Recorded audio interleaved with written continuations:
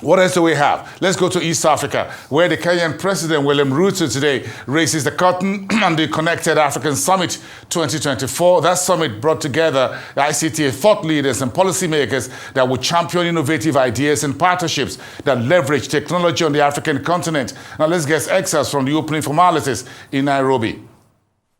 Connected Summit journey, Your Excellency, has been a long but exciting one. We started in the year 2009 with about 500 delegates, largely drawn from government. The summit has grown over the years to be what it is here today, a continental summit with delegates across Africa and beyond. So someone may ask, why Connected Africa, Your Excellency? Having drawn from the successes of the regional summit, Your Excellency, with your guidance, you challenged us to bring together our colleagues and friends from the continent and global partners for us to come together and deliberate how we can develop the roadmap towards a digital powerhouse. But the historic truth of this statement became even more real to me on a recent visit to Northwest Kenya, where anthropologists are partnering with Kenya's National Museum to study some of our earliest human ancestors. While I was there, one of the scientists handed me a chipped stone tool and told me casually, "You are holding the oldest known example of human technology." 3 million years ago, one of our great-great-great-great-grandparents figured out how to sharpen tools to prepare food. And this stone is the birth of technology. First, the good news is I did not drop the stone. Second, the insight. As I held that stone tool, I realized that humans have been in the technology business since the very beginning, and Africa has been home to human innovation from the start. I am confident that Africa will also be home to important technological innovation in the 21st century. Now, when I say every business is a tech business, it is a reminder that technology innovation isn't just about what is flashy. It's about addressing real problems to help real people, like our ancestors did when they first used technology to create that first hand tool. I became the CEO of eBay in 1998, and our company was at the heart of the first internet boom. There was lots of focus back then on flashy technology, and everyone, including me, thought of eBay first as a tech company. But when we really focused on our mission, we found that we were answering questions that most people didn't consider tech questions. How could we help people buy and sell things efficiently? How could we help people pay for those things safely? And how could we help people ship those things quickly? Our success came because we took business questions and turned them into tech questions. That was simple, and it was revolutionary.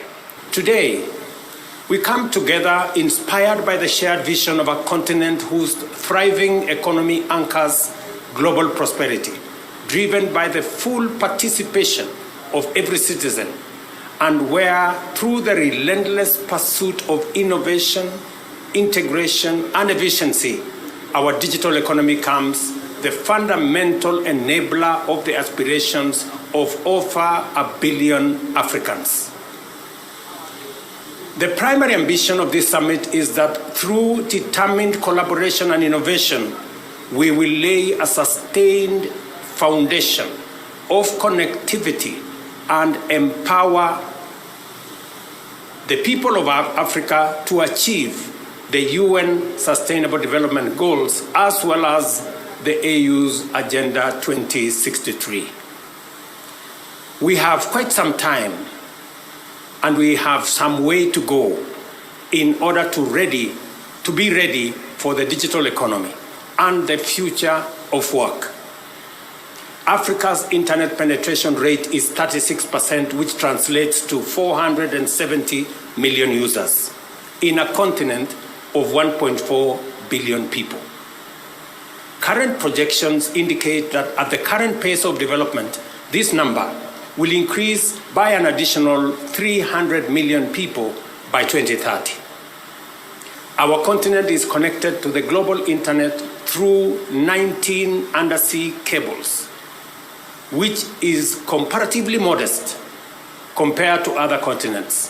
For example, Europe and Asia are connected by a significantly higher number of cable landings, leading to a greater broadband accessibility with profound impacts in terms of the strong positive relationship between digital connectivity and economic prosperity. Nevertheless, we must all be concerned by the fact that our rate of connectivity is poorer than the existing potential. Despite these connections, fixed broadband penetration in Africa is only about 5%, which leaves us far behind other regions of the globe.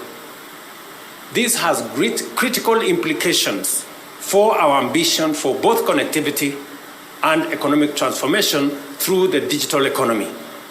The reason is that even an increase of only 10% of our broadband connectivity can lead to a 1.4% GDP growth in our continent. Additionally, our low rate of connectivity also presents other challenges.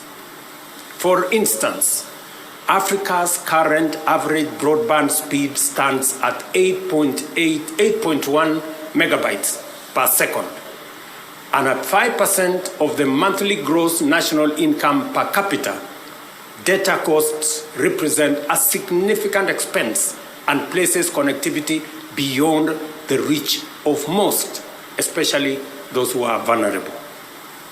These statistics must serve as an urgent call to action and motivates us to radically enhance Africa's digital infrastructure and unleash the immense economic and innovative potential of our young people in a vibrant continent. Ladies and gentlemen, our vision for the future is bold, clearly urgent, and feasible. Under the African Continental Free Trade Area framework, we aim to harness Pan-African integration in order to expand our collective GDP from US dollars 1.7 trillion to US dollars 2.5 trillion by 2030. This ambition must be complemented by a strong commitment to bridge the huge digital divide which undermines our continent's growth prospects. Today, 300 million people across Africa live more than 50 kilometers away from an active fiber optic connection.